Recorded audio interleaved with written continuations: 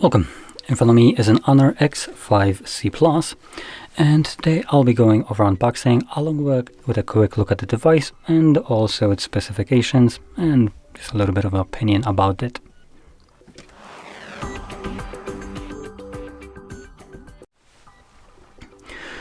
Okay, so let's just get straight into this. Now, I do want to maybe start off by mentioning that this device is on a, I'll just say, very, and I mean very budget tier.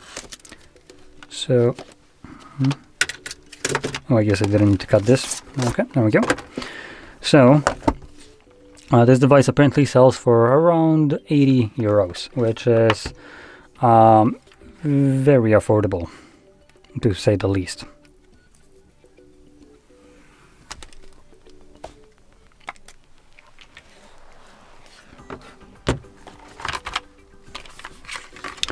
Now, and here we get our Type A to Type C charging cable, paperwork, and the phone, and really nothing else. Now, I have this kind of weird idea that if you're spending 80 euros on a phone, on a very budget device, this might be one of your first phones. And if that is the case, shit, it would be nice to have a charger in a box so we can actually charge the damn thing, instead of spending more money, because at that point, it's not really 80 euros, you need to spend more. So, yeah, I'm kind of...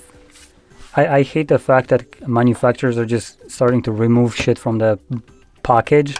And hell, even garbage as Samsung... not Samsung, or sorry, this time around, Samsung is a little bit better, but Sony, same letter.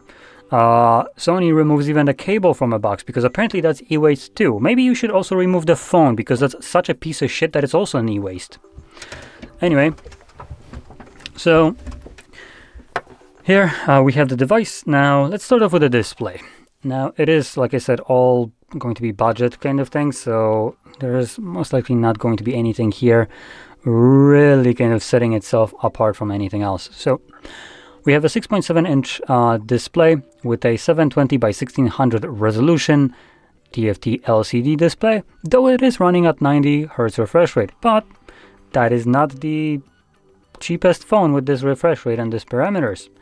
So there is actually a phone for 60 euros that I've unboxed recently, though I don't recall what brand it was. I don't think it was HONOR, but I could be wrong. In any case, I'm pretty sure we still have it at work right here. So anyway, continue on with this one. So the display right here is mid as hell. Actually, mid would be a over exaggeration, or over. It is pretty bad. Let's put it this way. Now it is 90 Hz refresh rate, which is the only kind of additional nice thing about it, but that's the only thing. We have a pretty substantial chin rate here for current times. This is putting it at 85.3% screen to body ratio with 260 pixels per inch. And just to give you a comparison, let me just make sure that there's nothing visible. There we go. No, that's probably not gonna work. Give me a moment. Gonna turn on light mode. Voila.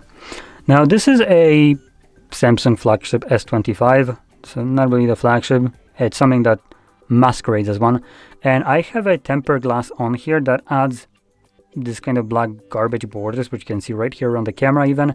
So it adds a little bit more bezel than there actually is to this device. And when you compare these bezels right here are almost non-existent compared to these chunkers, specifically the bottom. So yeah, we have pretty substantial bezels for current times. Now, if we move over to the cameras, at the first glance, it looks like we have dual camera setup, at least. No, we don't. We don't. I mean, well, come on. There is no company that does things fairly anymore, so they're going to try to bait you into thinking that there's more cameras than there is by doing stupid, abhorrent shit like this. This right here is not a camera. It sure shit tries to pretend to be one and almost looks like a fucking camera, but it's not. I believe this should be absolutely illegal. This is literally deliberately trying to manipulate you into thinking that you have more here that you get than you actually do. And what you get is just a single 50 megapixel 1.8 aperture wide sensor that does 1080p 30. This is absolutely effing nothing. It's a big middle finger to you though, from the company. Which, just for bullshit like this, I genuinely always feel like you should never pick a phone like that, because if they're trying to scam you on shit like this, because this is just genuinely a scam, then what else are they doing there that you can't really validate? Because this one, you can look closely, and if you are technically, versed, you will see that this doesn't really look like a camera, especially when you disassemble the phone. There's nothing there. But you can't really take off the cover here yourself to check it. Now, because we can't take the cover, hey, I don't know what actually is inside, what they're claiming. So, or what the phone tries to tell you that there is, right? So just keep that in mind. Now, at the front, we have in this teardrop right here, which there's a lot of tears right here, I would say. We have 5 megapixel 2.2 wide sensor that does 1080p 30. Wow, just as pathetic as the back one. Okay, cool. And then if we move over to the internals, we have a 5260 mAh battery, which is fine for a phone like that. Nothing special here. It's still decent size. We have charging speed of just a measly 15 watts. Oh, that's pretty bad. And 4 to 6 gigabytes of RAM. I actually want to give them props because, let's see, I don't see it anywhere here. Yeah, I want to give them props. Hell, thank you. Thank you for not doing this shit.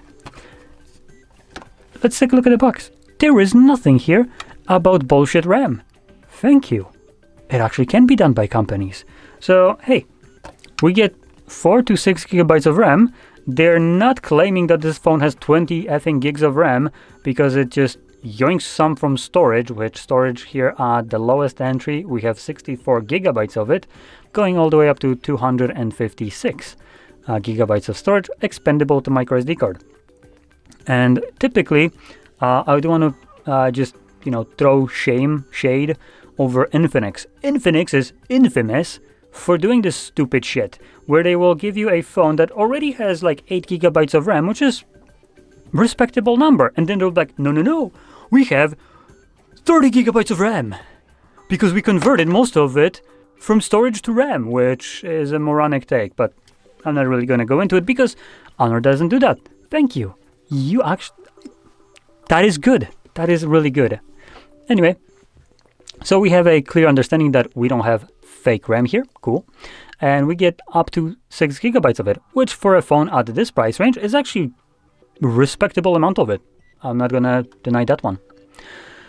So that's great. And that's where all these specifications really end. Now, in terms of build quality right here, we have a plastic back, plastic frame with a fingerprint sensor that doubles as a power button, volume markers right above that, a microphone hole at the top for a loudspeaker. Then we have our tray, which, like I mentioned, does take SD cards. Just to show you this. Come on. What the hell? Eh? Why can't I pop it out? Jeez, okay. So there we go. We have dual SIM support along with a dedicated SD card, like I mentioned. And at the bottom, we have our speaker grill, Type-C charging port, and headphone jack along with a mic. So that's about everything that I get for the device. And now at 80 bucks, euros, it's, like I said, on the low end of the prices. Actually, there's one last thing that I didn't mention, which is the processor here, which is Helio G91.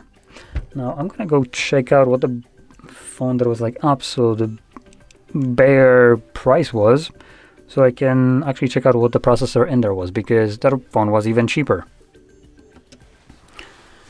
Okay, so I found it. Someone is actually using it, but the phone that I was talking about was the ZTE Blade A36. That device costs 60 euros instead of 80, so it's even cheaper.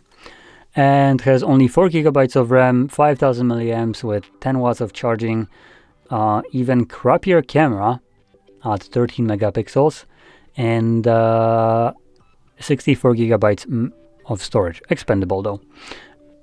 In any case, it looks honestly at the back almost the same as this thing, and in general, if you're looking for like the bare minimum of a phone, that one will be cheaper apparently.